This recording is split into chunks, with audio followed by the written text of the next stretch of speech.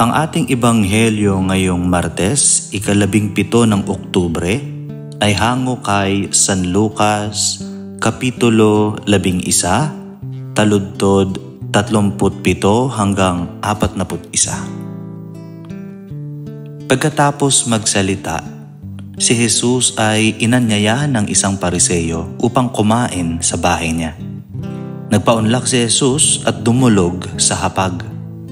Nagulat ang Pariseyo nang makita niyang si Jesus ay hindi muna naghugas ng kamay bago kumain. Sinabi sa kanya ng Panginoon, "Kayong mga Pariseyo, hinuhugasan ninyo ang labas ng baso at ng mga pinggan, ngunit ang loob ninyo'y punong-puno ng kasakiman at kasamaan. Mga hangal, hindi ba't ang lumikha ng nasa labas ang siya ring lumikha ng nasa loob? Ipamahagi muna ninyo sa mga dukha ang laman ng inyong mga baso at pinggan at magiging malinis ang lahat ng bagay para sa inyo." Ang mabuting balita ng Panginoon. Ang ating faith food reflection ay mula kay Brother Arnold Aviles ng PDCC. Hindi panlabas lamang. Ito na ang pagkakataon ni Jesus upang magturo tungkol sa kahangalan ng healthy spiritual life. Sinabi niya sa kanila, "Kayo nga'y mga Fariseo, hinuhugasan ninyo ang labas ng pinggan at saro, ngunit ang loob nyo'y puno ng sakim at kasamaan." Sa pamamagitan nito, ipinakita ni Jesus ang kahalagahan ng malinis na puso at diwa.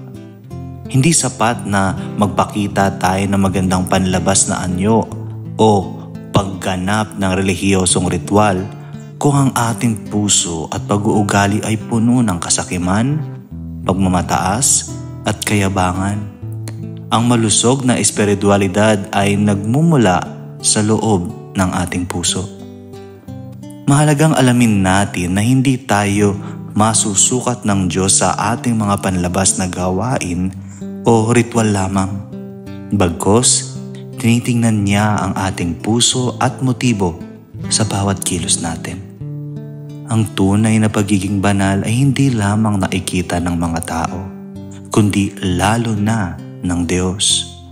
Kaya naway maging huwaran tayo ng mga totoong Kristiyano na hindi lamang nagpapakabanal sa panlabas na anyo, kundi nagpapakabuti rin ng kalooban at puso.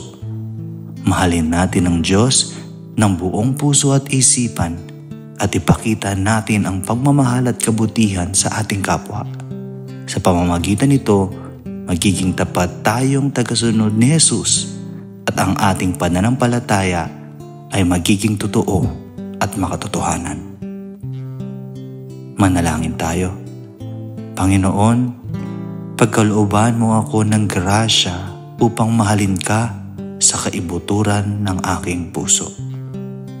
Sa ngalan ng Ama at ng Anak at ng Espiritu Santo. Amen.